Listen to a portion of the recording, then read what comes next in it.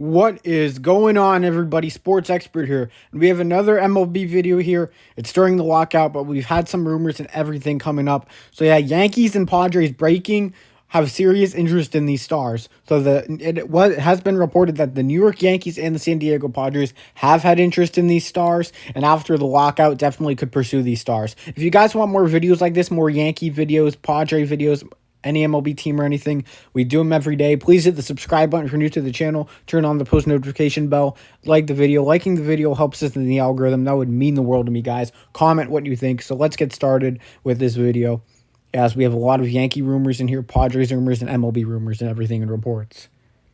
The New York Yankees are showing major interest in Orioles center fielder Cedric Mullins, but may have to overpay to gain him in any trade due to being a division rival with the Orioles.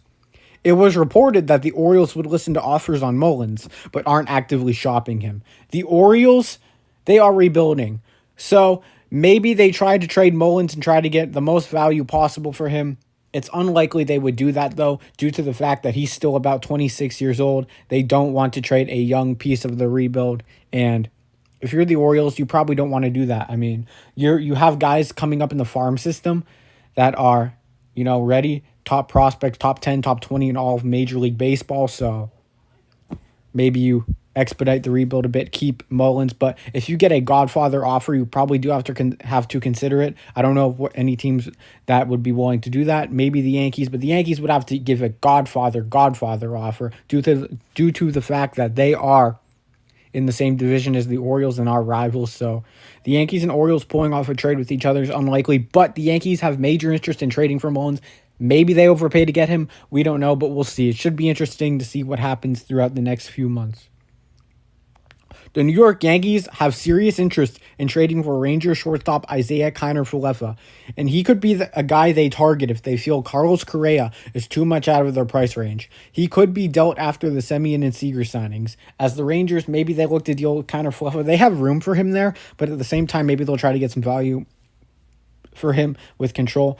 Very solid hitter. The Yankees, if they can find anybody, maybe they go with him as a last resort option. The last resort option would likely be Andrelton Simmons, but Isiah Kiner-Falefa would be awesome here. So for the Yankees, and the Yankees, I mean, he can defend.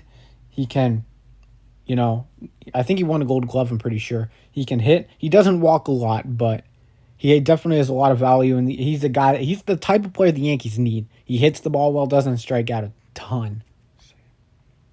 The San Diego Padres are heavily interested in signing outfielder Nick Castellanos and want to start dialogue as soon as possible with him after the lockout. Castellanos is looking for a deal that will give him 7 to 8 years. It remains to be seen if any team is willing to give him that. I've heard maybe the Phillies would be the only team.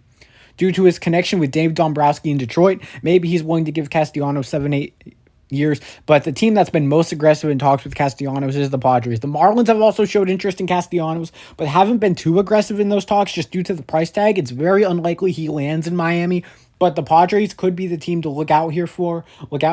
I think it could be a two-way race, a bidding war between the Padres and Phillies, and I don't think it's going to depend on the money. I think it will depend on the years.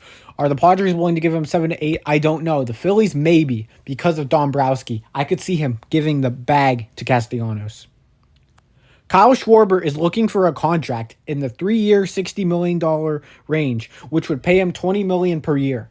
It's uncertain if Boston and Kyle Bloom will pay that price.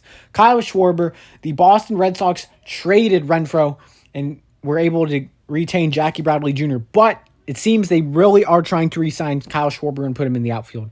That's where he should be playing. But is he willing to take on a cheaper contract to stay in Boston? That's uncertain. I don't know if Boston wants to pay this. Maybe they go cheaper and get a Michael Conforto. Because Conforto had a down year, he may want less money. He won't want less money, but he might get less money. So maybe they go for Conforto. That's a guy I've been talking about over the last few days. Michael Conforto. Could he be a target for the Boston Red Sox? Maybe. Kyle Schwarber, will he be out of Boston's price range? I don't think so, but it depends on if they're willing to pay for his production. He has great production, but at the same time, injury concerns could be there. His defense is a concern, so that's what they're looking at.